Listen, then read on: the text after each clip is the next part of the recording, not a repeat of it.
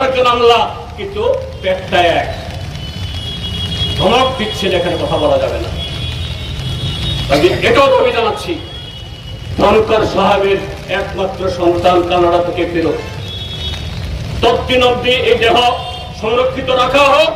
এরপরে নিশ্চয়ই তার দেহ কবে পোস্টমর্টম হবে, কোথায় সৎকার হবে, এটা বলার মালিক আমরা না, এটা বলার মালিক তার স্ত্রী এবং তার পুত্রের।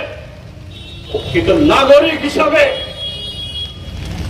দায়িত্বশীল রাজনৈতিক দলের কর্মী হিসাবে এই দাবি আমরা করতেই পারি 44 লক্ষ মানুষের স্বার্থে। তার সন্তান কানাডা থেকে না ফিরে আসা অব্দি এই পোস্টমর্টম স্থগিত রাখা হয়, এই দাবি নিয়ে আমরা এসেছি। আমি আবারও বলছি, আমরা পশ্চিম থানার কাছে তাদের বিরুদ্ধে বিক্ষোভ জানানোর জন্য আসিনি। এটা প্রত্যেক পুলিশের একটা অফিস, আমরা তাদের সাথে সহমর্মিতা ঘোষণার জন্য। আমরা জানি গত 8.5 বছর ত্রিপুরাজ্যের সংখ্যাগরিষ্ঠ অন্যান্য দপ্তরের কর্মীর সাথে পুলিশও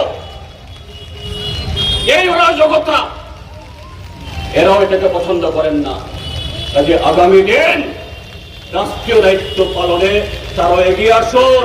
আজকে অনুরাগ সাহেব নিজের জীবন দিয়ে আপনাদেরকে দেখিয়ে গেছে তোমরাও নিরাপদ না, কেউ নিরাপদ না। যতদিন এই জল্লাদ, বরবাদ, অসভ্য, অগণতান্ত্রিক, অসাংবিধানিক দল সরকারে থাকবে, ততদিন ত্রিপুরাজ্যের মধ্যে কেউ নিরাপদ না। তাদের সে নিরাপত্তা বিধানের জন্য আগামী দিন সবাই সোচ্চার হন, কি আবেদন রেখে আবারও আজকে এই বৃষ্টি বিজয় যারা এই রাষ্ট্রীয় নাগরিক কর্তব্য পালন করতে এসেছেন, সবাইকে ধন্যবাদ।